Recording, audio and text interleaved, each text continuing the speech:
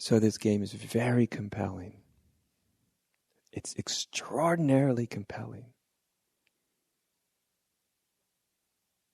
If I can get somewhere other than here, if I can feel something other than what I feel, if I can experience something other than what I experience, if I can change it, alter it, break through it, jump off the cliff, break through the gateless gate,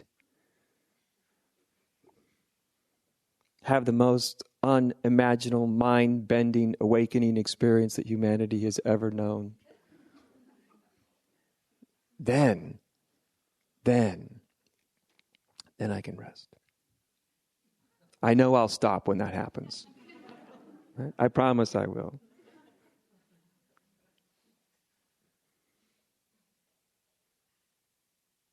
Have any of you had some of those? You've, of course, have had some of those, some sort of experiences a little bit. Right? Whatever they may be. They just may be waking up on a good side of the bed, or they may be the sudden understanding of all the cosmic forces throughout all time and space. They're not actually much different, those two experiences, by the way. They're all bound by the wheel of impermanence. They come, they stay for a while, and they go. Leave you wanting more.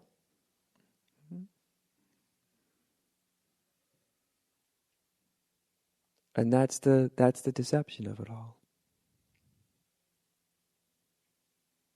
Keeps the game going. As long as you're running towards something and away from something, the game of illusion continues. The game of illusion doesn't care what you're seeking. It really doesn't care. It doesn't care if you're seeking $1 million, great recognition, to be loved, or to be enlightened. The game of illusion doesn't care. All it cares is you're seeking something or running away from something else. That's all it cares about. It's all it registers. It doesn't matter if someone's chasing a carrot or $1 million, does it?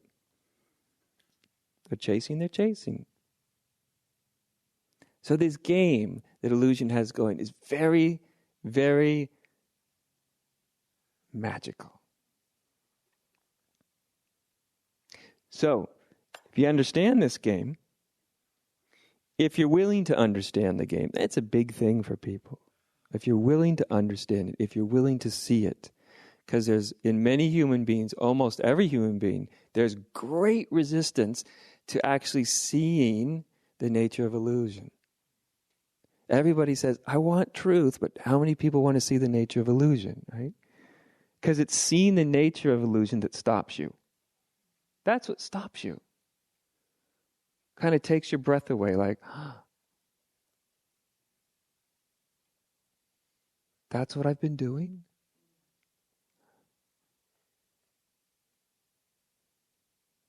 If you see the nature of it, it'll stop you. It kind of shocks you a little bit. Like, oh, God. And then for other people, there's no way they're going to let themselves see that. No. I will keep chasing. I will keep running. I will keep seeking. I'll keep striving. I'll get there, and I have lots of proof and lots of things that will tell me that I will succeed. In which case I say, great, seek harder. Seek all the way out. Be like a marathon runner that starts off like a 100-meter sprinter, so that you exhaust yourself quickly and efficiently. I mean, that's what I did, by the way. I exhausted myself. 4 or 5 years is pretty quick and efficient. By spiritual standards, but I wouldn't recommend it. Actually, I fear that a lot of you have actually done that.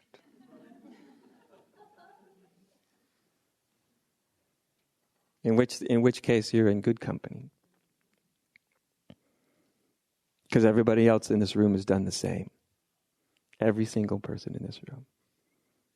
Every single one of us.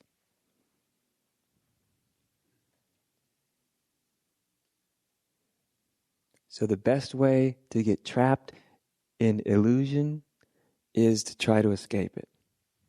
Isn't that ironic? It's the best way to get trapped.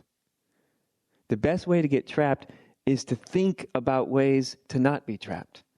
And the most perfect way to be trapped in illusion is to be convinced that you know the way out. That's high illusion. That is like Einstein illusion, right? I know that what I'm doing is going to get me out of the trap of illusion. I know it's going to work. Has it worked? No, but I know it will. That's the highest form.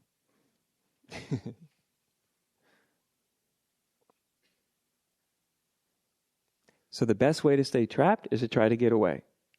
Ironic. Who would have thought? The best way to stay trapped in who you imagine yourself to be is always trying to be somebody different. Something different, something better. Maybe it's more spiritual, more enlightened. Maybe it's actually less spiritual, less enlightened. Who knows? The best way to stay stuck in the confines of your own illusory self is to be constantly trying to get out of those confines.